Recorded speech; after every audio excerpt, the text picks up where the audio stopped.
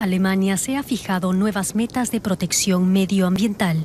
Se trata de que hasta 2020 las emisiones de CO2 sean un 40% más bajas que en el año 1990. Para alcanzar esa meta, empresas como RWE y E.ON deberán emitir mucho menos dióxido de carbono.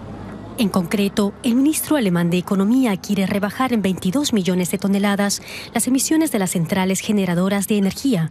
Ello equivale a unos 4.400.000 toneladas por año. Gabriel resume así la reacción de las empresas energéticas. No hubo excesivo entusiasmo ante la idea de reducir en 22 millones de toneladas las emisiones hasta 2020. Pero todas las empresas se han comprometido a cumplir ese objetivo de un 40% menos hasta 2020.